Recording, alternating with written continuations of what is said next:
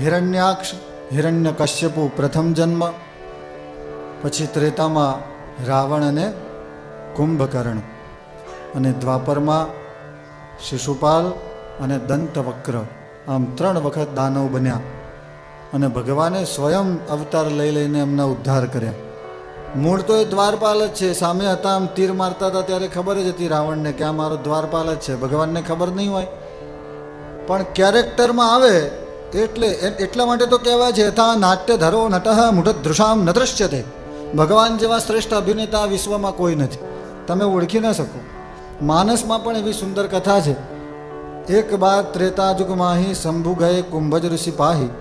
મહાદેવ પાર્વતીને લઈને અગત્ય ઋષિ પાસે કથા સાંભળવા જાય. એ વખતે ચિત્રકૂટમાં રામજીની કથાનું પણ ત્રેતાયુગ ચાલુ હતું. એ વખતે પાર્વતી માતાએ સતીજીએ જોયું કે રામજી રડતા હતા. એ વખતે સીતા વિયોગની કથા ચાલુ હતી.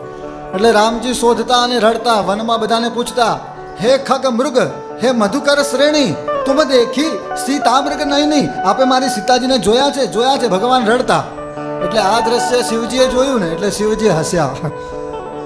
સતીજી પૂછે છે કે પ્રભુ તમે હસો છો કેમ?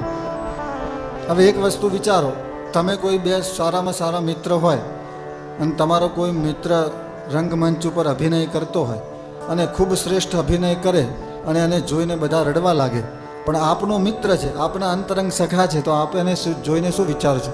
અરે વાહ, શું અભિનય કરે છે, એવું થાય ને તમને? તો હરિ અને હર તો એક જ છે.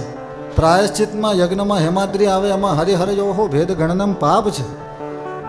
નારાયણને અને રુદ્રને શિવસ્ હૃદયમ વિષ્ણુમ વિષ્ણુશ્ચ હૃદયમ શિવ તસ્માત ભેદો ન કર્તવ્યો શિવરાઘવ યોસ્તથા. હરિહરમાં ભેદ છે જ નહીં, ભેદ માત્ર આપણી બુદ્ધિમાં છે, ભગવાનમાં ભેદ નહીં. એટલે સનત કુમારો કહે છે કે મા ચિંતા કુરુ દેવર્ષે